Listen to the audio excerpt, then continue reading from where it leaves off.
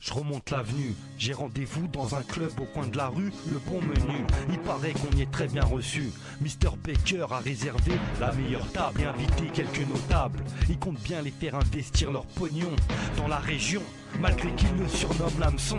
Avec lui, y'en a qu'on gagné des millions, y'en a qu'on perdu leurs caleçons, mais ont mordu à l'hameçon. Et en quelques années, c'est devenu un gros poisson. Donc pour certains, un vrai poison. Il fait jouer ses connaissances toute l'année, même pendant leurs vacances. Et pourtant, il paraît qu'à 10 ans, il faisait la manche dans le métro, avec une guitare et un chapeau, en chantant quand on ira à Rio. Mais là-bas, il possède une villa qui ressemble à un château. Donc on a du mal à croire à cette histoire de clochard. Je suis en avance, tout va se négocier ce soir. Arrivé devant l'entrée, je balance mes clés au voiturier, je passe la porte. Une hôtesse me reçoit, une autre m'escorte, je m'installe au bar, je commande un jus de mangue et j'admire le décor qui commence à me détendre. Je m'allumerai bien un cigare, il est 9h moins quart, Mr Baker sera à l'heure, il est toujours à l'heure. Je sens un regard dans mon dos et dans le miroir du bar j'aperçois deux belles femmes et un gros qui fait le beau. Sur la table à côté, y a 3 hommes qui ont l'air de bien peser. 2 autres qui font leur entrée en regardant un peu partout, l'air étonné.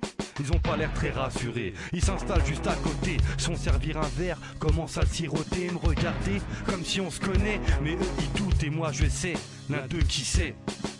Il est 9h, les hôtesses approchent de nos tables et nous demandent discrètement de les suivre pour rejoindre Mr Baker à l'étage. Dans ma tête, il y a plein d'images. En haut de l'escalier, il y a un grand tableau accroché, chelou, de mauvais goût. Dans le couloir, nos pas commencent à résonner. L'hôtesse frappe à la porte d'un salon privé. Une grosse voix répond « Entrez ».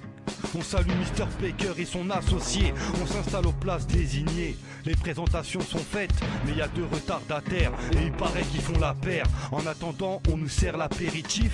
Et moi je kiffe à l'idée de faire du pif avec ces fils de riches, dignitaires, proprios, antiquaires. Mr Baker, c'est un homme de parole, un homme de cœur. Mais il est redoutable quand il joue carte sur table. Pour détendre l'atmosphère, il raconte quelques blagues. Parle avec ses mains pour montrer ses bagues. Ça toque à la porte. C'est les 2 personnes qu'on attendait, je les reconnais. À une époque, Mr Baker les redoutait. Maintenant, ils sont à sa botte, même s'ils détestent les lèche-potes. Après le dîner, avec le café, je m'allume une clope. L'atmosphère est tellement détendue qu'on dirait qu'on est tous des potes. Mr Baker s'absente quelques instants. Je me demande si c'est une feinte. Je regarde dans le coin du mur, il y a une fente. Dans les yeux du gros, l'atmosphère se resserre. Il a vraiment le regard sévère. Il a pas touché siette, encore moins vert. Il est peut-être de rejoindre les patientés. Les autres cachent leur jeu. Cœur ne perd jamais à ce jeu. Dans son carnet d'adresse, il y a la viande et la graisse, la poudre et la mèche, le fusil et la caisse. Si on se connaît pas, on a qu'on connaît pas. Toujours lui qui fait le pas, c'est lui qui reçoit. Il a vécu beaucoup d'expériences, reste de plus en plus patience. Il m'a toujours dit la patience, c'est la moitié de la récompense. Et moi je suis en transe, il paraît qu'il peut deviner ce qu'on pense. Il compte ses amis sur une main et ses ennemis en musique jusqu'au refrain. On entend du bruit dans la cour.